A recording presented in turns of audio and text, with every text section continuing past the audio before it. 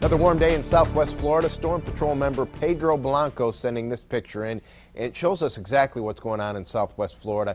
You see some of these low-level cumulus clouds that really flattened out as we got to the late morning and afternoon. That's because we have some relatively dry air at the upper levels of the atmosphere. You see a few of those high, thin clouds, but look at the water vapor imagery. Going to the northern third of the state, that's where there's a lot more moisture. Here over South Florida, the air at the upper levels relatively dry. The reason that we have those cumulus clouds build and then just kind of flatten out is they interacted with that drier air at the upper levels. Now, the humidity is going to be going up a little bit over the next couple of days, and we have a cool front that's going to get down to southwest Florida by the end of the week.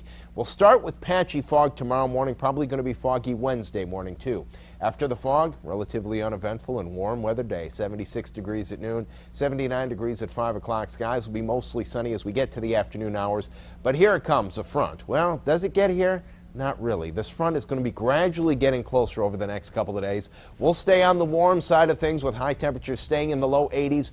Probably through the end of this week, but eventually this cool front is going to make it to southwest Florida, most likely by late Friday and Saturday. It's going to bring us just a little bit of a cool down and a chance for a couple of showers, but the big cool down, well, that's going to be happening as we get to next week. In the short term, the jet stream takes a bit of a dip and it brings some very cold air from the Great Lakes into the northeast. That's what's going to be happening by the end of this week. Then as we get to the beginning of next week, that's when big things are going to be changing.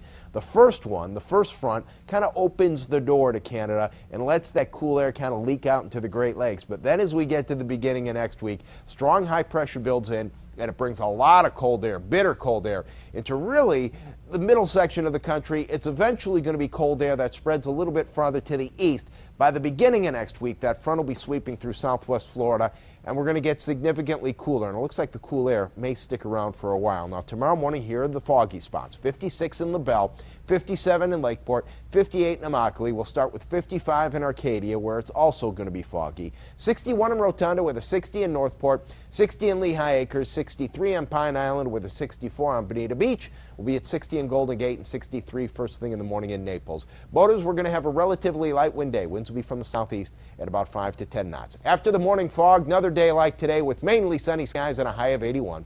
We'll start with morning fog again on Wednesday. By Wednesday, it's going to start to feel a little more humid in the afternoon.